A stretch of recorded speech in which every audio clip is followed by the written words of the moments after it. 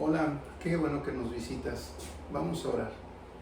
Nuestro buen Dios, Padre Celestial, en estos momentos nos ponemos delante de tu presencia, suplicándote que te manifiestes en medio de nuestros corazones, que tu Santo Espíritu nos cautive nuestros pensamientos y nuestro corazón y nos lleve a discernir tu palabra. Llénanos de tu gracia, Señor, te necesitamos. En el nombre precioso de tu Hijo amado, nuestro Señor Jesucristo. Amén. Los héroes de la fe es el título del tema que vamos a compartir el día de hoy en la palabra de Dios. Vamos a leer un pasaje que está en Isaías 43, versículos del 1 al 5. Dice así: Ahora así dice Jehová, creador tuyo, oh Jacob, y formador tuyo, oh Israel: no temas, porque yo te redimí, te puse nombre, mío eres tú. Cuando pases por las aguas, yo estaré contigo, y si por los ríos, no te anegarán. Cuando pases por el fuego, no te quemarás, ni la llama arderá en ti. Porque yo, Jehová, Dios tuyo, el Santo de Israel, soy tu Salvador. A Egipto he dado por tu rescate, a Etiopía y a Seba por ti. Porque a mis ojos fuiste de gran estima, fuiste honorable, y yo te amé.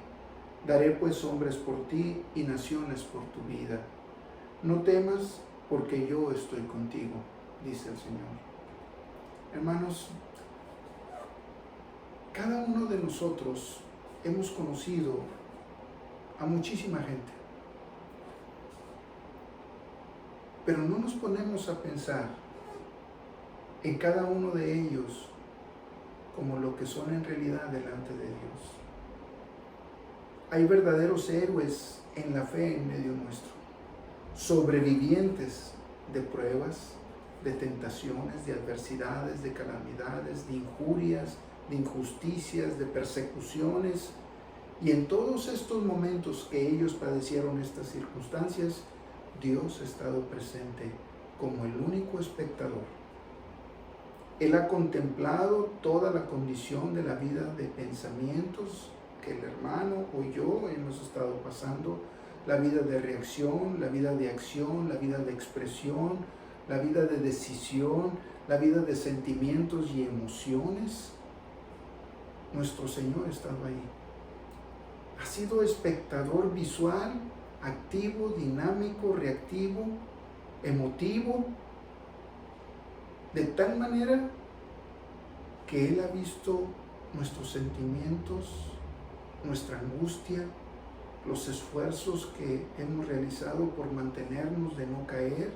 Él conoce los momentos más tórridos de nuestras vidas, innombrables muchos de ellos tal vez. Fue testigo, espectador y también actuó libremente protegiéndonos cuando tú y yo más lo necesitábamos. O ya no teníamos fuerzas para soportar más el dolor, la preocupación, la angustia, la desesperación. En medio de la angustia, Él nos rescata o nos permite pasar por esa circunstancia de prueba, permaneciendo con nosotros. Hace tiempo conocí a un hombre que tuvimos un par de horas juntos nada más y jamás lo he vuelto a ver. Y entre todos los comentarios que él hacía, me hizo una pregunta: ¿cómo sabes tú que el chocolate es chocolate? Yo me quedé, pues probándolo. Dice, así es. Es necesario que tú pruebes cada una de las circunstancias de adversidad para que puedas hablar de ellas o servir de instrumento de bendición a otros. Y yo me quedé, entonces tengo que sufrir yo para poder ayudar a otros. Dice, sí. Dios prepara los corazones. Y me quedé con eso. Hermano, Dios no oculta su rostro en el momento de tu aflicción. Él es el único que permanece cada instante atendiendo todas las circunstancias de tu corazón, de tus pensamientos y de lo que está en torno tuyo, y sabe exactamente lo que pasó. Nadie más como Él. Pero siempre habrá hombres, mujeres, dentro o fuera de las iglesias, de un culto, de una secta o de una religión, que habrán de enjuiciar, de juzgar, de condenar y finalmente de aplicar como verdugos el castigo. Pero Dios es el único, hermano, espectador activo que conoce tu tiempo de aflicción, tu caída, tu levantar, tu caminar, tu victoria, porque Él ha participado en tu vida. Cada momento, cada paso, hasta donde estás ahorita, el Señor ha estado contigo. Mira, veamos exactamente esto que estamos hablando en el pasaje donde hablan los héroes de la fe. Hebreos capítulo 11. Vamos a Hebreos 11. Dice así: es pues la fe, la certeza de lo que se espera, la convicción de lo que no se ve. Porque por ella alcanzaron buen testimonio los antiguos. Primero declara lo que es la fe y que por ella los antiguos alcanzaron testimonio. Por la fe entendemos haber sido constituido el universo por la palabra de Dios, de modo que lo que se ve fue hecho de lo que no se veía.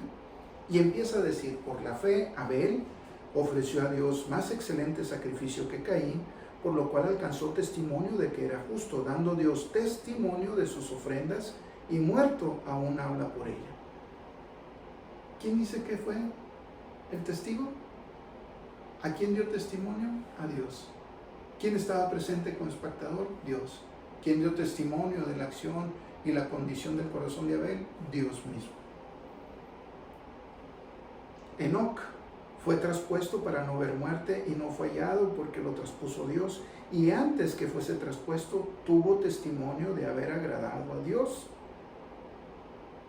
¿Quién fue el testigo espectador? Dios. ¿A quién le agradó su vida? A Dios. ¿Quién declaró que era un hombre del agrado de Dios? Dios mismo. Vamos a Noé. Noé, cuando fue advertido por Dios acerca de cosas que aún no se veían, con temor preparó el arca en que su casa se salvase, y por esa fe condenó al mundo y fue hecho heredero de la justicia que viene por la fe. No es que Noé haya condenado al mundo, sino que por la fe que él tuvo de la promesa de Dios de que iba a llover y que él nunca lo había visto, empezó a construir un arca ordenado por Dios. Y él la construyó en un lugar donde no había cúmulos de agua, en un lugar donde era de locos hacerla, en un lugar donde delante de la gente estaba enfermo, loco, trastornado, y empezaron a injuriarlo, a hablar mal de él, a maltratarlo, a ofenderlo. Y todo eso no fue por un día o dos, fueron meses o años todavía, porque se llevó años para hacer el arca, y por fe esperó la promesa. Pero ¿delante de quién dio testimonio? Delante de Dios. ¿Quién fue el espectador constante de toda la condición de su corazón, de sus pensamientos y de su acción en torno? Dios. Hermano, dime qué hombre puede ver tus pensamientos. Dime qué hombre puede ver la condición de tu corazón. Dime qué hombre puede estar expectante en todo en tu entorno para poderte juzgar y declararte y condenarte. Hermano, el único espectador que tenemos, al cual debemos de agradar, es a Dios. Abel, Enoc, Noé, Abraham, todos eran hijos de Dios, salvos, redimidos, justificados, y adicionalmente a su fe de salvación, tuvieron fe para caminar con Dios. Todos fueron mal entendidos por los hombres, y con el tiempo el testimonio de Dios los llevó a cerrar la boca a aquellos hombres que testificaban. Ahora nos sucede que a veces llegan hermanos a las iglesias, se sientan y en silencio van, escuchan y se van. Y pronto empieza la murmuración. Este hermano que pecó, que es, que el otro. Y algunos se acercan por compromiso. Otros ni se acercan porque piensan que se van a contaminar. Y en lugar de pensar como nuestro Señor Jesucristo, actúan como verdaderos fariseos. Dos ejemplos. Nuestro Señor Jesucristo mismo. ¿Qué hizo con la mujer adúltera? La trajeron porque fue descubierta en el acto mismo. No trajeron al hombre, trajeron a la mujer nada más. ¿Y qué les dijo nuestro Señor Jesucristo? El que sea libre de pecado, que lance la primera piedra. ¿Alguien lo hizo? Todos se retiraron. Uno a uno se fueron yendo, de los más ancianos a los más jóvenes, y finalmente quedó sola, y nuestro Señor Jesucristo, levantando la vista, la vio y le dijo: ¿quién te condenó? Dice: nadie. Yo tampoco te condeno. Vete y no peques más. ¿Qué hizo con la mujer samaritana? Sabiendo toda su condición pasada, sabiendo que tenía varios esposos y ahora con el que vivía ni siquiera era su esposo, habló con ella y le dio testimonio. Acción de amor y gracia derramada sobre ambas. ¿Qué hizo con el recaudador de impuestos? ¿Qué hizo con el leproso si no se acercó y en misericordia y en amor lo limpió y lo perdonó? Pero ¿qué pasa con los hombres? ¿Qué nos dice la palabra de Dios sobre los hombres? Veamos. Vamos a Mateo, al Evangelio de Mateo, capítulo 27. Mateo 27. ¿Lo tenemos ya por ahí? Por favor, los que lo tengan, ábranlo. Y vamos al versículo 3. Dice: entonces Judas, el que le había entregado, viendo que era condenado, devolvió, ¿cómo? Arrepentido, las 30 piezas de plata a los principales sacerdotes y a los ancianos, diciendo: yo he pecado entregando sangre inocente. ¿Y cuál fue la respuesta de ellos? Él esperaba misericordia y perdón y gracia. Pero ¿cuál fue la respuesta? ¿Qué nos importa a nosotros? Allá tú. Hermano, ¿has encontrado gracia y misericordia sobre aquel a quien le han declarado tu condición de pecado? Y con el tiempo has encontrado juicio y condena y hasta te corren de la iglesia, cuando en realidad todos estamos rotos en la iglesia. Todos somos pecadores, hasta el mismo pastor y los dirigentes. La única diferencia entre los que están en el mundo y nosotros es que nosotros constantemente somos redimidos por la gracia de Dios y constantemente buscamos el perdón de Dios para seguir caminando agradándole a Él. Así fue David, le agradó a Dios, pero constantemente se arrepentía de su condición pecaminosa. Así mismo le pasó a Isaías. Miren lo último que hizo, huyendo y reclamando y diciendo: sin embargo Dios, en su gracia y misericordia y perdón, lo utilizó todavía más para él ungir a otro profeta, a Eliseo, y a otro rey antes de partir y llevárselo con él. Cada uno de los ejemplos que Dios nos da siempre es misericordia y perdón. Pero ahora debemos escuchar esto. Todos los hombres, héroes de la fe, fueron malentendidos por los hombres, pero todos alcanzaron misericordia y gracia de Dios y fueron honorables a los ojos de Dios, como dice Isaías 43.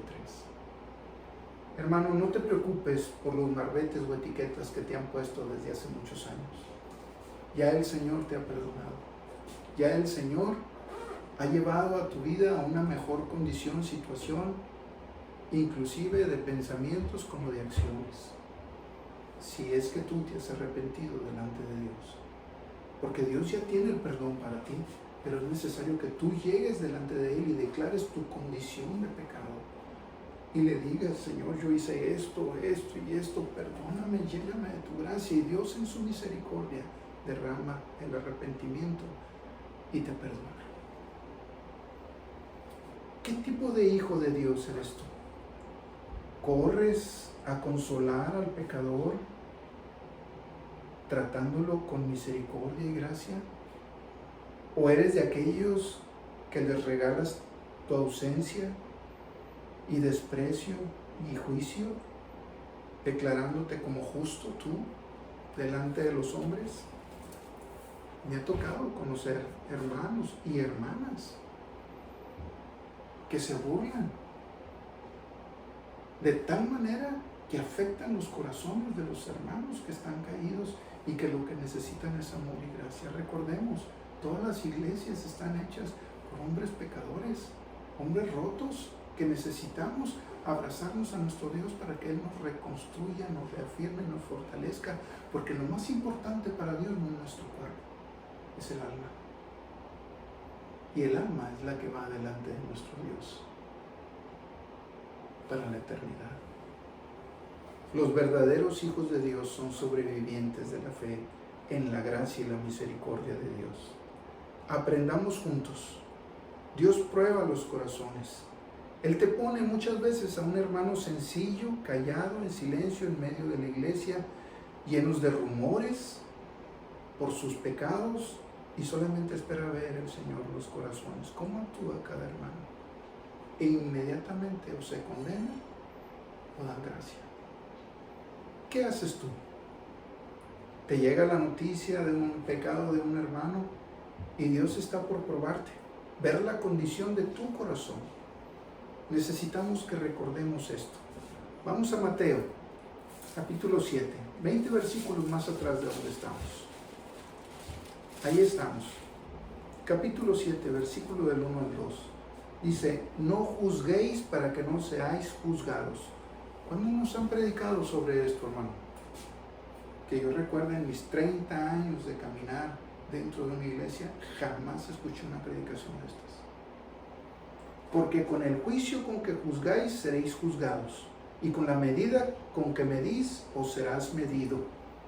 ¿Y qué dice Lucas? Vamos a Lucas, capítulo 6, versículos 37 al 39. Dice así, no juzguéis y no seréis juzgados. No condenéis y no seréis condenados. Perdonad y seréis perdonados. Dad y se os dará. Medida buena, apretada, remecida y rebosada darán en vuestro regazo. Porque con la misma medida con que medís, os volverán a medir. Y les decía una parábola. ¿Acaso puede un ciego guiar a otro ciego? ¿No caerán ambos en el mismo hoyo? Te dicen, ha caído este hermano, no lo visites, porque te vas a contaminar.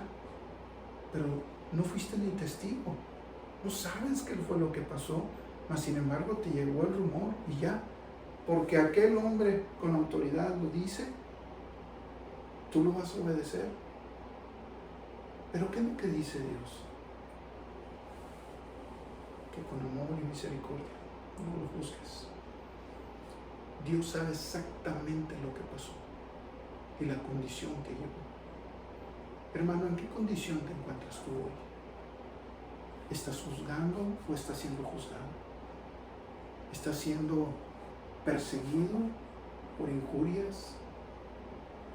¿Estás siendo perseguido por maltratos, por injusticias? ¿Estás siendo ofensivo hacia otros hermanos?